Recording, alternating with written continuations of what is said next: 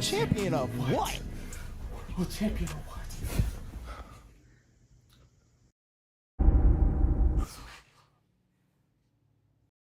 I can drop a world lead, I don't even like running. You gotta run fast just to go and get some money. I'm Noah Lyles K, you know how I'm coming. I ain't going to no Olympics, I ain't running, I ain't jumping. I can make 100,000 at the crib being funny.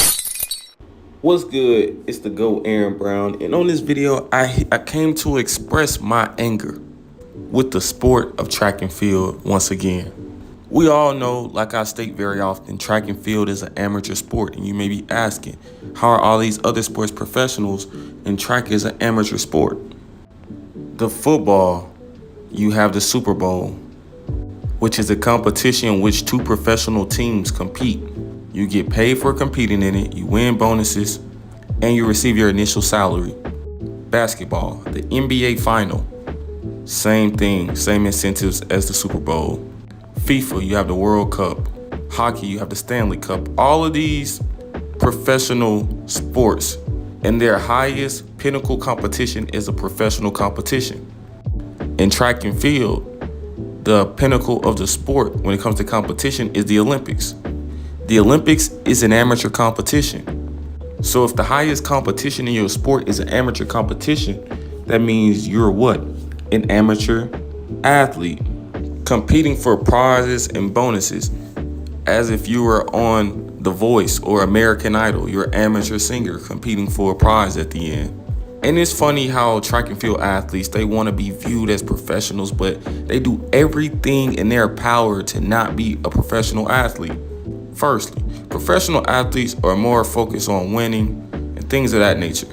In track, I feel like the quote-unquote professional athletes, they're more focused on going back and forth with fans on social media than actually winning, and that's why they don't win shit. That's why Gabby Thomas will go to the Olympics and get ran the fuck off on and get Olympic records broken on her by Shericka Jackson. And Tara Davis could be the world leader and go and get out-jumped by motherfuckers we never heard of, because they're too busy worried about responding to motherfuckers on social media who really don't give a fuck about them, instead of being a professional athlete and doing what you get paid to do. But I don't want to go off rambling. I don't want to get too much into that. In this video, I wanted to talk about how in no other sport an athlete can just disappear while still be getting paid, and the fans don't know why they've disappeared. Like, that doesn't happen in any other sport. But I guess if you're in an amateur sport, you can damn near do whatever you want to do. Just think about it. Athing Mu, Cravon Charleston, Marvin Bracey, Will Sumner, and many, many others. We haven't seen these people run last year, and we haven't heard nothing about them.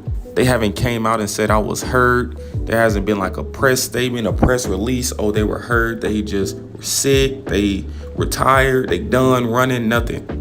In no other sport is that a thing. Because think about it. If I'm paying to come watch a track meet, and I pay to come watch you, and I get to the meet and you aren't there, that will be a major problem. And that's how every professional sport sees it. If I'm the Lakers coach and motherfuckers are paying to come see LeBron and he's not playing tonight, and we don't make no statement to say that he's not playing, and everybody pull up and they waste their money, it's going to be a problem. But track, these motherfuckers can just disappear, and despite them getting paid from their sponsors or whatever, no one knows why they're not there. And that's why these other sports have implemented the injury reserve list and things of that nature. And it has a different name in every sports league. But the sole purpose was for betting purposes, so fans could know if their athlete was playing or not. Just say if it was a 6-7 game series and this athlete that you want to see super bad isn't playing tonight, you would know days in advance so you could make adjustments. But in track, just say you wanted to go to a track meeting, you were expecting to see Sydney McLaughlin. They have her on the list to run, and then you get there and then she's not there. 15 minutes before the race, they say, oh yeah, Sydney never pulled up. She wasn't running at this meet. And then she pulls out for the rest of the season and no one knows why. I think in track and field, they need to change that. If your ass not running, you owe the people paying to come watch you motherfuckers an explanation and why you not running. If you hurt, it don't take shit to get on that bitch and be like, oh, I'm hurt. If you dodging drug testers, it don't take shit to get on that bitch and be like, oh, I'm dodging drug testers right now, so therefore, I'm not doing no running.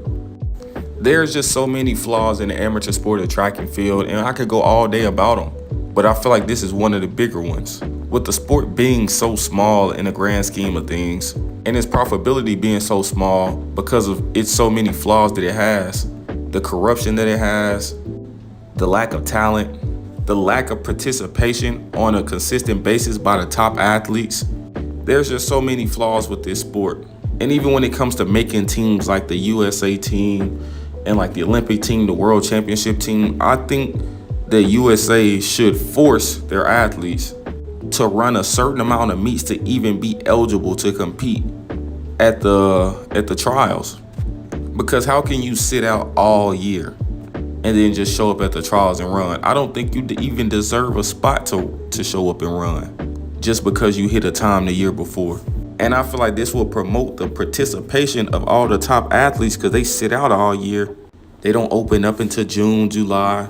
I think they should be required and forced to run at least 4 or 5 meets a year. And that shit is not a crazy amount, because think about it.